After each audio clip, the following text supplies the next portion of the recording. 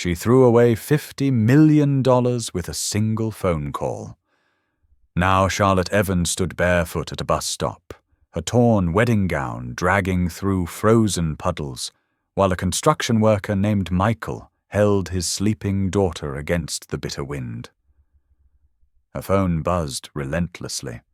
Mother, Richard, wedding coordinator, each desperate attempt to drag her back to an altar she'd abandoned an hour ago. Michael didn't ask questions. He simply peeled off his cement-stained jacket and offered it to this stranger who looked like she'd just escaped her own nightmare. She took it without thanks, but when her hollow eyes found his 6-year-old daughter, something shifted. Recognition. Hunger. A desperate longing that had nothing to do with the empire she'd just walked away from. What Michael didn't know was that this broken woman was about to turn his quiet life upside down, and the secret she carried would change everything he thought he knew about family. The last bus arrived with a hiss of hydraulics and diesel fumes that cut through the frozen air. Charlotte climbed aboard without looking back, still wrapped in Michael's jacket that smelled of honest work and sawdust. The worn fabric carried traces of his life coffee stains from early mornings, the faint scent of his daughter's strawberry shampoo where she'd rested her head against his chest. Michael watched through the grimy window as she found a seat in the back, her silhouette swallowed by darkness and fluorescent lighting. Harper stirred in his arms, mumbling something about a sad lady in her sleep, her small hand clutching his shirt. He adjusted his grip on his daughter, feeling the bite of February air where his jacket used to be. The cold seeped through his flannel shirt, but he didn't shiver, couldn't afford to wake Harper with his own discomfort. The engagement announcement fell from the bench where Charlotte had been sitting, her name printed in elegant gold lettering alongside someone called Richard Morrison. Michael glanced at the formal photograph, showing a couple that looked perfect on paper, but wrong in reality.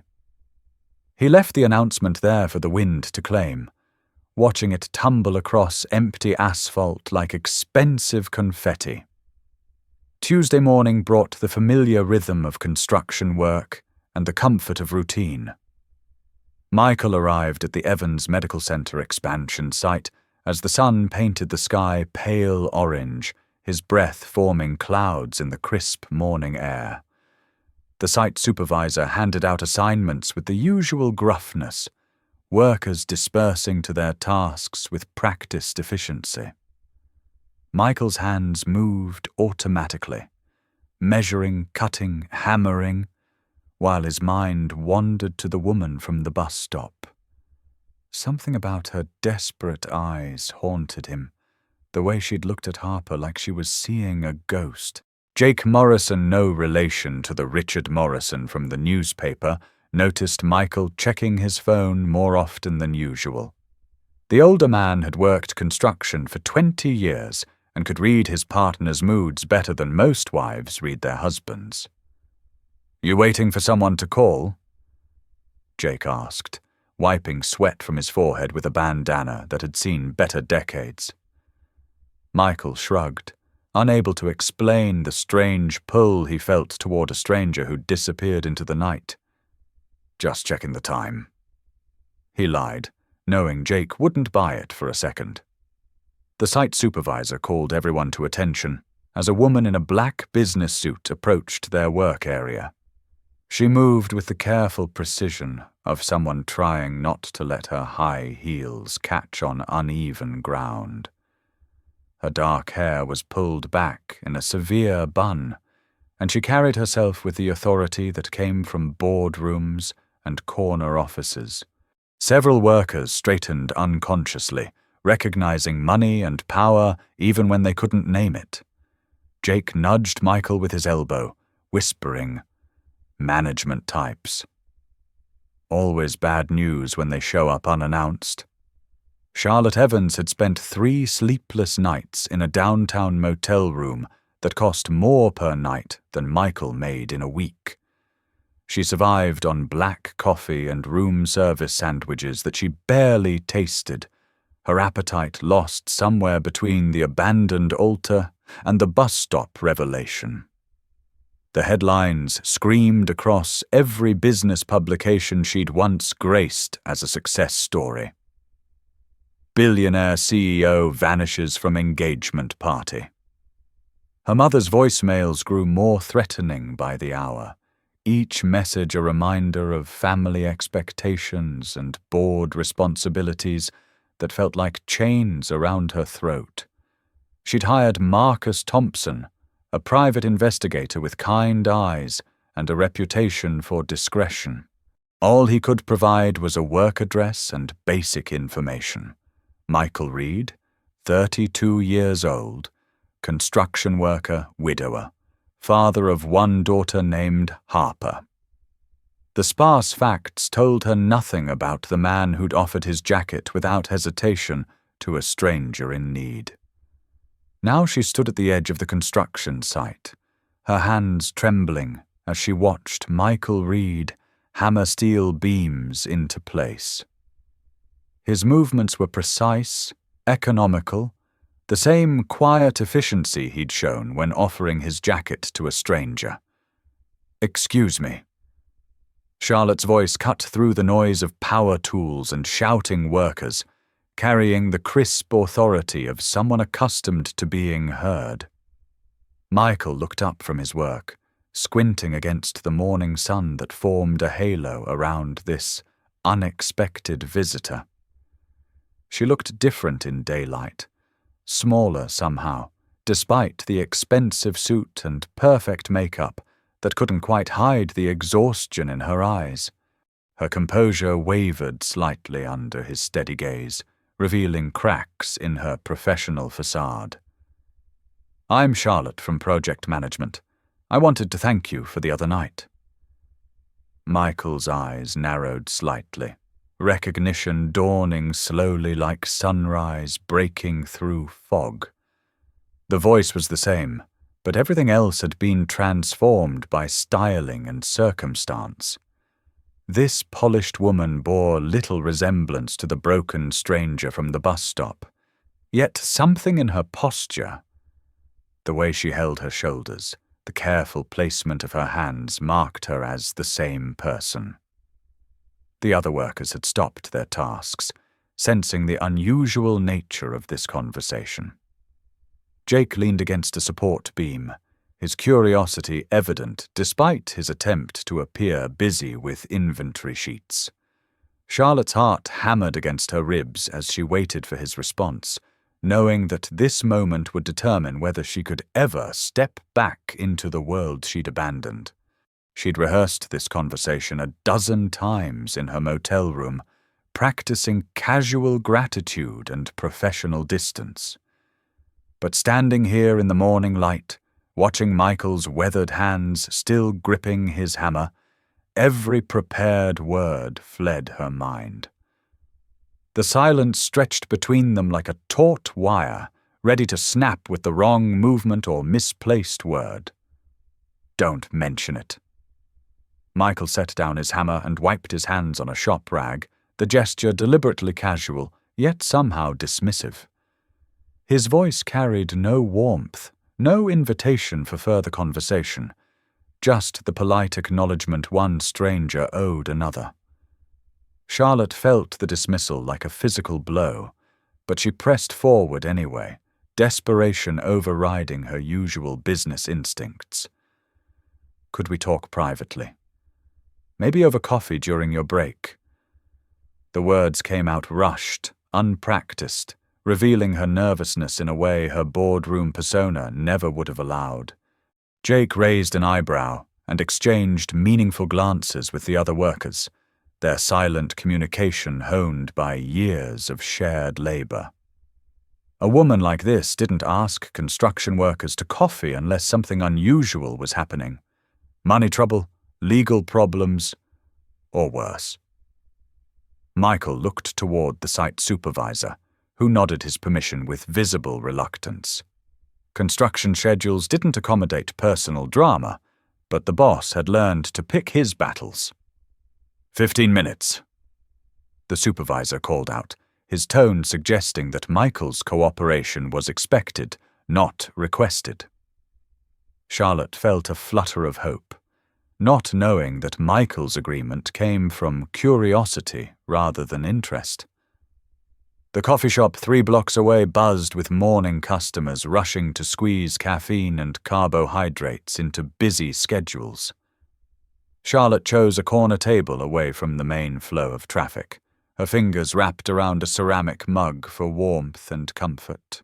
The rich aroma of freshly ground beans filled the small space, mixing with the chatter of office workers and the hiss of the espresso machine.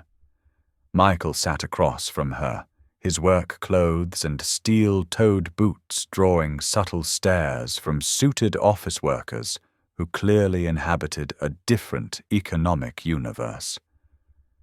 "You have a daughter," Charlotte said, making it a statement rather than a question. She'd spent hours memorizing the investigator's report, but hearing it confirmed felt different somehow. Michael's jaw tightened protectively. The same instinct that made him shield Harper from cold wind, now activated by this stranger's knowledge of his personal life. "Harper. She's 6 years old." His answer was clipped, offering no additional information or invitation for further inquiry. Charlotte's eyes softened at the name, a micro-expression that Michael caught but couldn't interpret. Something about the way she repeated the name under her breath suggested familiarity that didn't make sense. She seemed peaceful when she was sleeping. "You're raising her alone?" The question hung in the air between them, loaded with implications that neither fully understood yet. Charlotte's voice carried genuine concern, not the idle curiosity of a stranger making small talk. Michael studied her face, noting details he'd missed in the darkness of that first encounter. Her eyes held depths of experience that didn't match her apparent age, and her hands bore no evidence of manual labor despite their current steadiness around the coffee mug. "Her mother died 2 years ago." Michael's words carried the weight of old grief, spoken matter-of-factly to prevent the pity that usually followed such revelations. He'd learned to share this information like a weather report, unfortunate but unchangeable, requiring no response beyond basic acknowledgement. Charlotte's intake of breath was sharp, involuntary, her composure cracking to reveal something raw underneath. She pressed her lips together, fighting some internal battle that played out across her features in real time. "I'm sorry." "That must be incredibly difficult." Her response felt genuine in a way that surprised him. Most people offered empty condolences and changed the subject quickly, uncomfortable with grief that couldn't be fixed or explained away. This woman looked like his loss had physically wounded her, her face pale and drawn with what appeared to be personal pain. "We manage," he said simply, but something in Charlotte's reaction made him add, "She's everything to me." The admission came without conscious decision, pulled from him by her obvious distress. Charlotte blinked rapidly, fighting tears that threatened to spill over carefully applied makeup. Charlotte excused herself to the bathroom, but Michael heard the quiet sob that escaped before the door closed behind her.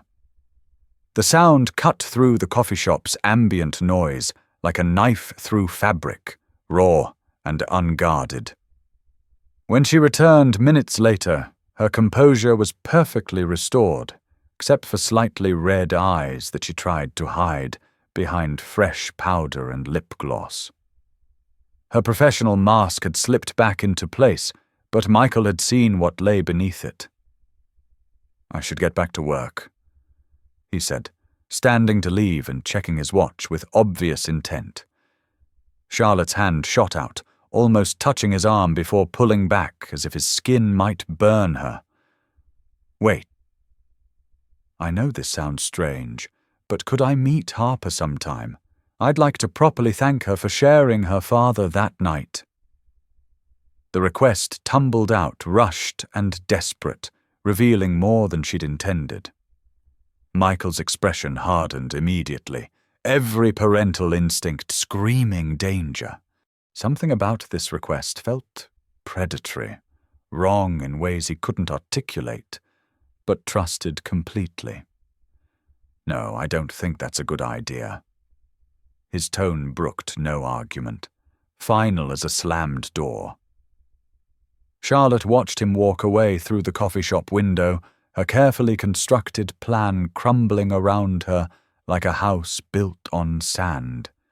She'd imagined this conversation differently, casual meetings leading to gradual friendship, eventually revealing the truth when the time felt right. But Michael's protective instincts were stronger than she'd anticipated, and his distrust was written clearly across his weathered features. She sat alone at the corner table long after her coffee grew cold, watching office workers hurry past on sidewalks that led to lives she no longer understood. The next few days brought a pattern that made Michael increasingly uncomfortable and suspicious.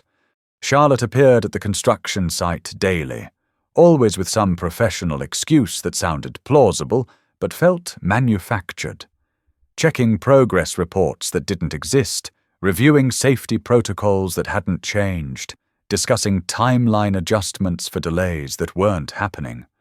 Her presence disrupted the natural rhythm of the work crew, creating tension that hadn't existed before her arrival. But her attention consistently drifted to Michael, watching him work with an intensity that bordered on obsession. She knew details about his life that he'd never shared with anyone, much less a supposed project manager he'd met less than a week ago. Harper's school name, Millfield Elementary.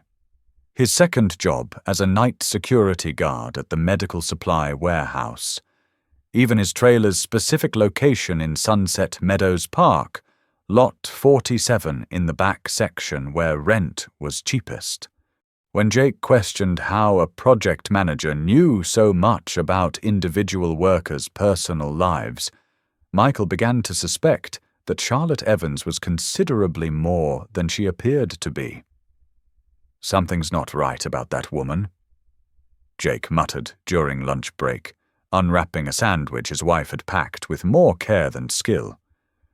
Project managers don't memorize workers' home addresses or show up every day to watch one guy swing a hammer. Michael nodded grimly, his own suspicions crystallizing into certainty. She had me investigated, he said quietly, the pieces finally falling into place. That's how she knows about Harper, about where we live.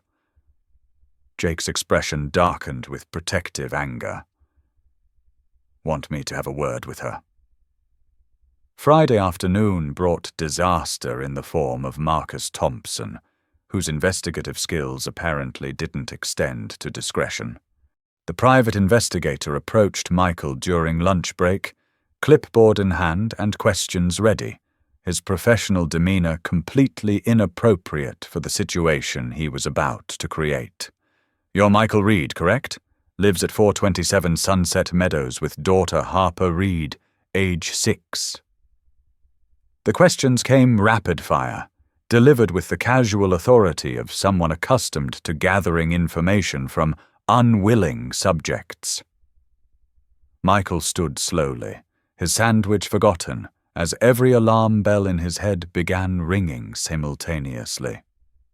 The man's presence felt wrong, invasive in ways that made his skin crawl.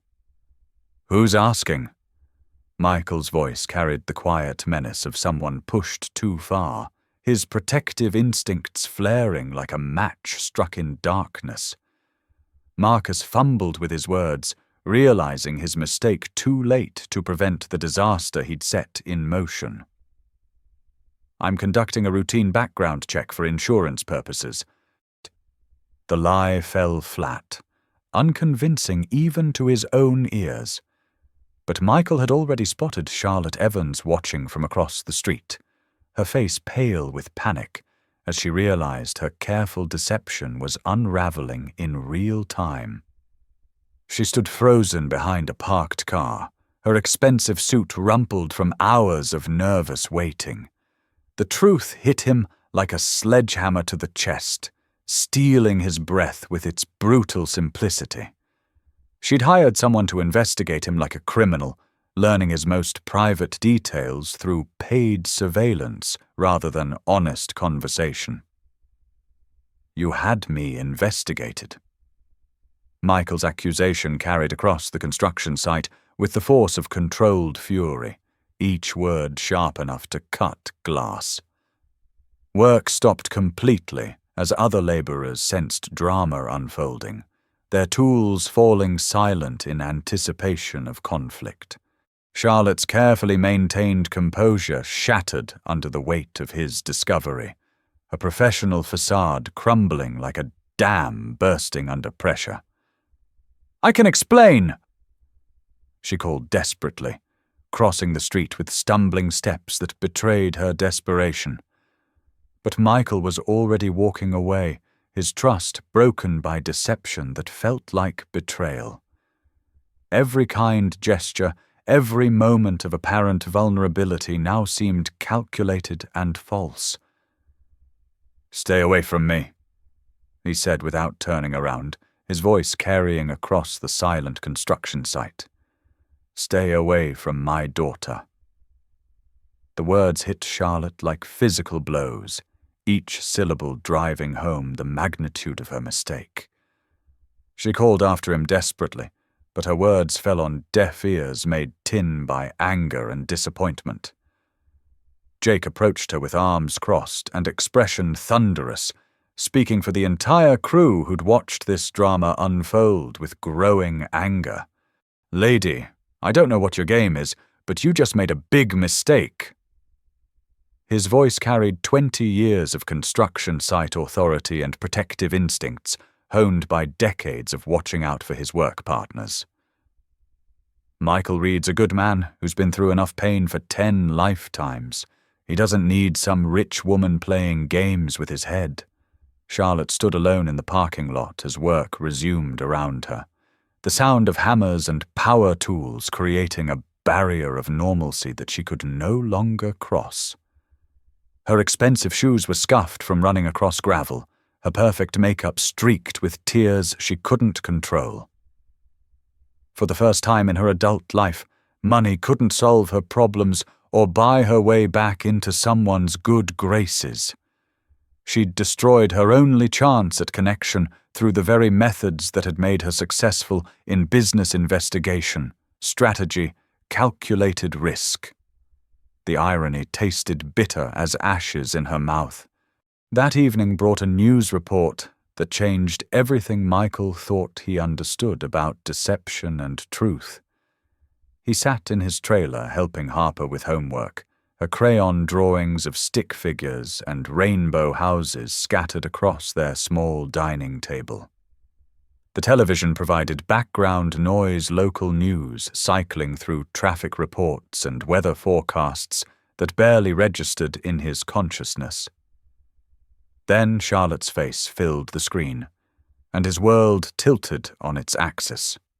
Billionaire CEO Charlotte Evans, head of Evans Medical Group, has been missing from company headquarters for over a week following her dramatic exit, from an engagement party to Richard Morrison, son of Texas Governor Morrison. The news anchor's voice carried the breathless excitement that accompanied stories about rich people behaving badly. Harper looked up from her coloring book as Michael turned up the volume, her 6-year-old curiosity piqued by the sudden tension in the room. The woman on screen bore little resemblance to the Charlotte he'd known, dressed in power suits and surrounded by corporate luxury that spoke of wealth beyond imagination. Board meeting footage showed her commanding rooms full of suited executives, her voice carrying authority that could move millions of dollars with a single decision. But the eyes were unmistakable, the same desperate hunger he'd seen at the bus stop, now contextualized by information that made his head spin with implications he couldn't fully process. "Daddy, isn't that the sad lady from your work?" Harper's innocent question cut through Michael's confusion like a knife through fog, a child's perspective reducing complex adult deceptions to simple recognition. "Yes, sweetheart," he managed, his voice tight with emotions he couldn't name. "That's her." Harper studied the television screen with the intensity she usually reserved for cartoons, her small forehead wrinkled with concentration. "She looks different when she's not sad. But her eyes are the same." Michael stared at the screen as the report continued, showing footage of the abandoned engagement party and speculation about Charlotte's whereabouts. The pieces of her deception began rearranging themselves in his mind, creating a picture he didn't want to understand. She hadn't been investigating him for malicious reasons. She'd been investigating him because she was desperate, lost, running from a life that had become unbearable. The realization didn't excuse her methods, but it explained them in ways that complicated his anger. Sunday morning shattered Michael's weekend peace with the sound of hesitant knocking on his trailer door. He'd been making pancakes for Harper, their usual weekend routine that provided stability in a life that had known too much chaos. Through the window, he saw Charlotte standing on his small porch, and his first instinct was to pretend no one was home. She wore jeans and a simple sweater instead of designer clothes, her usual makeup replaced by dark circles and desperate hope that made her look younger and more vulnerable. "Please let me explain." Her voice carried through the thin trailer door, muffled but audible. Michael blocked the doorway with his body when he finally opened it, acutely aware of Harper playing in the living room behind him. Her morning cartoons provided a soundtrack of cheerful music that contrasted sharply with the tension crackling between the adults. "You lied about everything," Michael said, his voice low enough to avoid Harper's attention. "You're not project management. You're some billionaire CEO who had me investigated like a criminal." Charlotte's shoulders sagged under the weight of his accusations, her carefully practiced explanations disappearing under the heat of his justified anger. "I never meant to hurt you," she whispered, her voice breaking on words that felt inadequate for the damage she'd caused. "I just needed to understand who you were before I could tell you the truth." Her admission hung between them like a confession, revealing vulnerability that felt genuine despite her recent deceptions. "I was scared," she added, the words pulled from some deep place she'd kept locked away. "The truth about what?" Michael's anger warred with curiosity as Charlotte struggled to find words that could bridge the gap her deception had created. Behind him, Harper's voice called out with 6-year-old impatience, "Daddy, who's at the door?" "Are they staying for pancakes?" Charlotte's entire body went rigid at the sound of that innocent voice, tears spilling down her cheeks without warning or permission. Her reaction was so visceral, so immediate, that Michael felt his protective instincts shift from anger to confused concern. "The truth about why I was at that bus stop," Charlotte managed, her voice barely above a whisper. "About why seeing your daughter felt like coming home after 8 years of emptiness." The words came out broken, fragmented by emotion too large for simple explanation. Michael's protective instincts screamed danger, even as something in Charlotte's broken expression made him step aside against his better judgment. Whatever truth she was carrying, it was destroying her from the inside out. Harper appeared at his elbow, drawn by curiosity and the promise of visitors who might stay for breakfast. Her 6-year-old directness cut through adult complications with surgical precision. "Hi, sad lady," she said with the casual friendliness that children showed to everyone who wasn't actively threatening them. Charlotte knelt to Harper's eye level, her hands shaking as she whispered, "Hello, beautiful girl." Her voice carried wonder and pain in equal measure, as if she were seeing a miracle and a tragedy simultaneously. The revelation came in fragments, each piece more devastating than the last, delivered in Charlotte's halting voice as she struggled to find words for truths she'd never spoken aloud. She'd given birth 8 years ago to a daughter she couldn't keep, a baby created with a man who'd disappeared when pregnancy became reality rather than possibility. The decision to surrender her child had been made under family pressure and personal terror. She was 24 years old, building a corporate empire, and completely unprepared for the realities of motherhood. "I found the most wonderful couple," Charlotte whispered, her eyes never leaving Harper's face as if memorizing every detail. "They were young and so much in love, and they promised they'd give her everything I couldn't." Her voice broke on the memory of that final decision, the moment she'd signed papers that severed legal ties while creating emotional bonds that time couldn't break. "Lisa sent me pictures every year until she got sick. Every birthday, every Christmas, every milestone I missed." Michael sank onto his couch, the weight of this revelation crushing his chest like a physical force.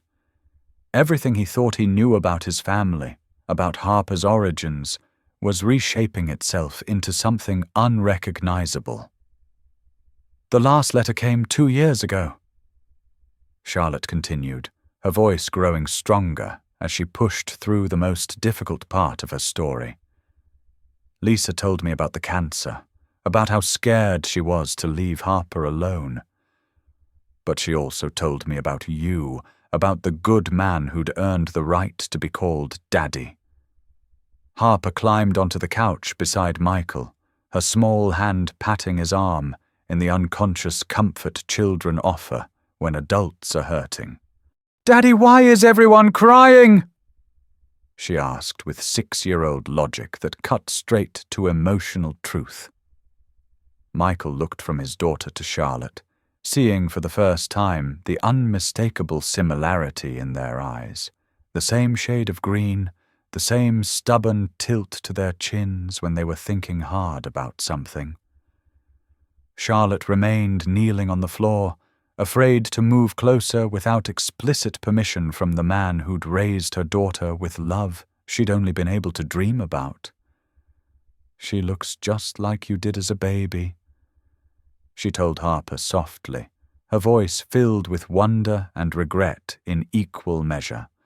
Strong and perfect and completely fearless.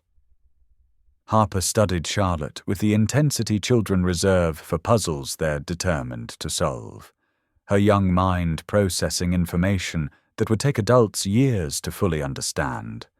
"Are you my first mommy?" Harper's question hung in the air like a grenade with the pin pulled, capable of destroying every relationship in the room or creating something entirely new.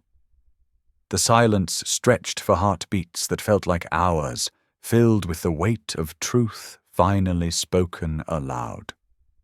Charlotte's eyes closed as if the question caused physical pain, her entire body trembling with the effort of remaining still when every instinct screamed at her to gather this child into her arms. "Yes," Charlotte whispered, the word barely audible above the trailer's heating unit humming to life. "But that doesn't mean I get to be your mommy now." "That honor belongs to your daddy, who earned it every single day for 6 years." Her words came out carefully measured, each syllable chosen to honor Michael's role while acknowledging the biological reality that connected her to Harper. "I gave up that right when I gave you to parents who could love you better than I could." Michael's throat worked silently, processing emotions too complex for immediate understanding or simple categorization. Anger at the deception warred with sympathy for Charlotte's obvious pain, while protective instincts battled against Harper's clear curiosity about this woman who claimed biological connection. Harper looked between the two adults with the practical wisdom that children sometimes possess in emotional situations that confuse their elders. "But you can be my friend, right?" she asked Charlotte with 6-year-old directness. "Daddy says friends help each other when they're sad." Charlotte's smile was radiant despite the tears streaming down her face, transforming her features from corporate mask to genuine human emotion. "I would be honored to be your friend, Harper," she managed, her voice thick with gratitude for this child's generous heart. "If your daddy says it's okay." All eyes turned to Michael, who suddenly held his daughter's future happiness in his hands. The decision he made in the next few seconds would determine whether Harper grew up knowing her biological mother or wondering about the woman who'd given her life. The conversation that followed lasted 3 hours and covered 8 years of separation, grief, and the careful establishment of boundaries that could protect everyone involved. Charlotte explained her family's pressure to give up the baby. The Evans empire demanded heirs who could carry on corporate legacy, not teenage mothers who complicated succession plans. Her engagement to Richard Morrison would have merged 2 medical empires, creating a dynasty that spanned generations, but it had required sacrificing personal happiness for family expectations. Michael shared the early years that Charlotte had missed. Sleepless nights when Harper had colic, first steps taken in this very trailer, the proud moment when she'd spelled her name correctly for the first time. He told her about Lisa's battle with cancer, the way she'd prepared Harper for the possibility of loss while maintaining hope for recovery that never came. Most importantly, he shared Harper's questions about her first family, conversations he'd handled with age-appropriate honesty, and promises that someday she might meet the woman who'd given her life. They established rules that protected Harper's emotional well-being above all other considerations. Supervised visits only, no gifts without Michael's permission, and Charlotte's role clearly defined as friend rather than parent. She agreed to everything without negotiation, grateful for any chance to know the daughter she'd never stopped loving. "I don't want to disrupt her life," Charlotte insisted, her sincerity evident in every word. "I just want to know she's happy, healthy, and loved. Everything else is bonus." The local media discovered Charlotte's location within 48 hours, their investigative skills apparently superior to their discretion. Reporters camped outside Sunset Meadows Park, like military forces besieging a fortress, their cameras focused on Michael's modest trailer, while helicopters circled overhead with the persistence of mechanical vultures. The parking lot filled with news vans and curious neighbors, creating a circus atmosphere that made normal life impossible.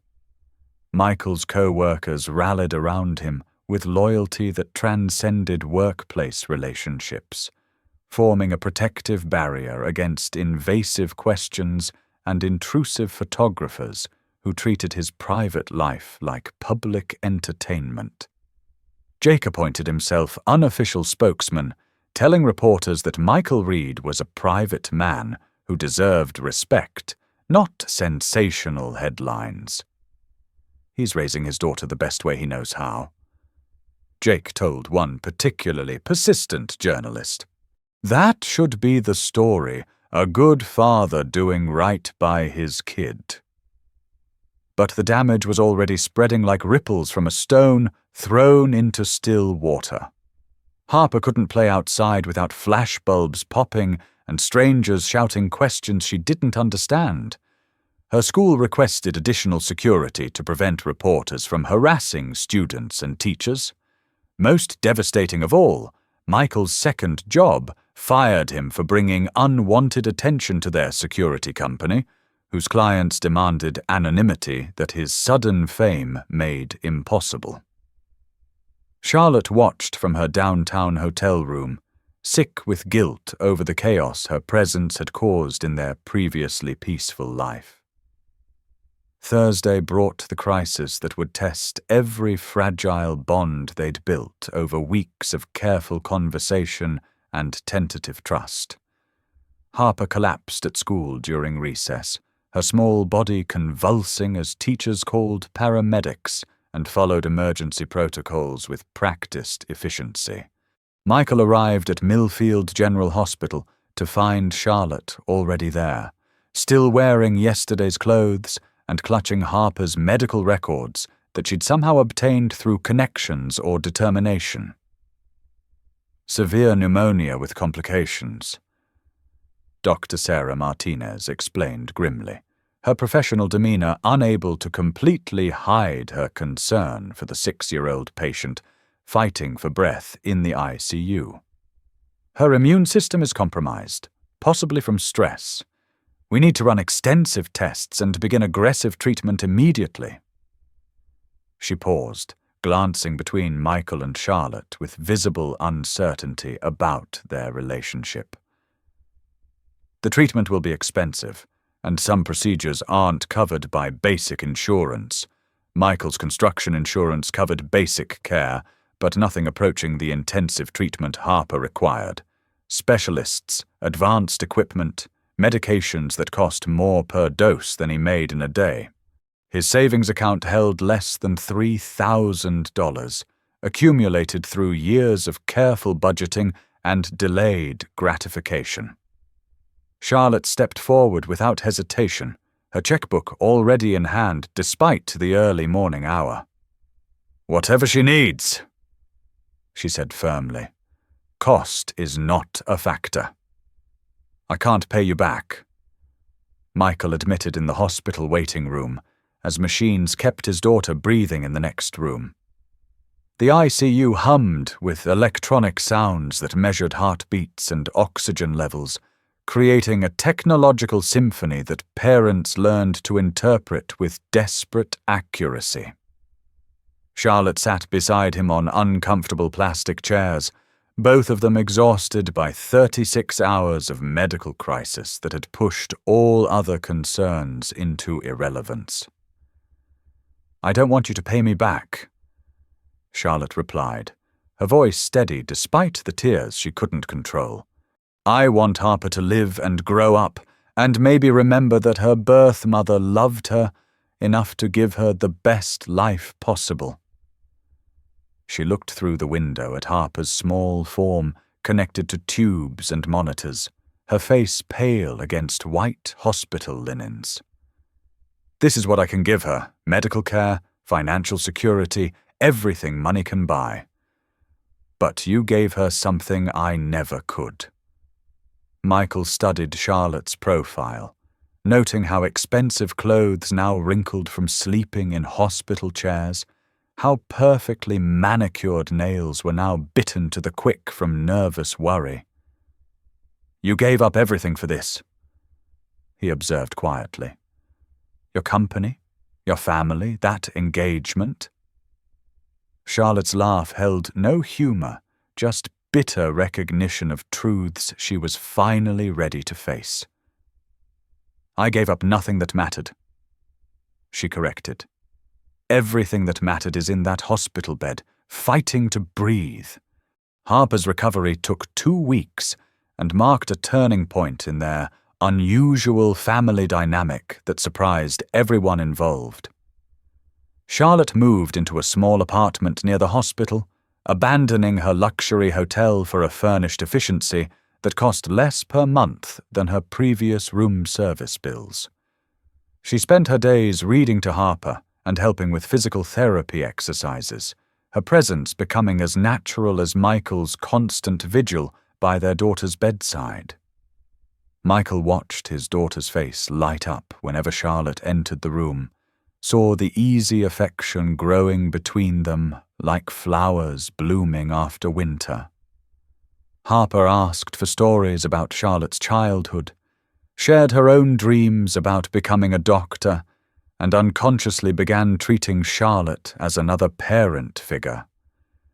The media attention gradually faded as other stories captured public interest, leaving them space to navigate their new reality without flashbulbs and shouted questions.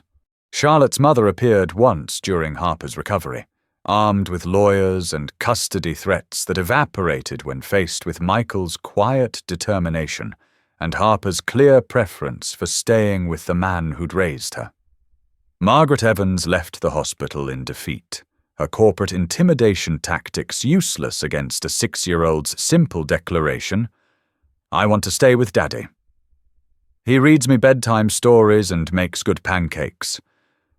3 months after Harper's recovery, Charlotte opened a small family practice clinic in a converted storefront 6 blocks from Michael's trailer.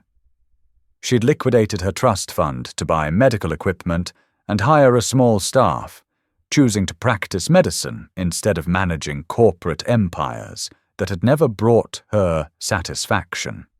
The clinic served families who couldn't afford traditional healthcare, operating on sliding-scale fees that put healing before profit. "This is what I should have done years ago," she told Michael as they painted examination rooms together. Michael helped with renovation work during evenings after his regular construction shifts, their conversations growing easier as they learned to trust each other's motives and respect each other's boundaries.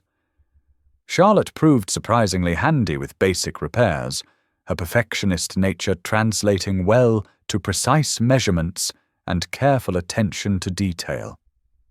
Harper divided her time between school, her father's steady love, and Charlotte's gentle guidance, unconsciously weaving the 3 of them into something resembling a family unit.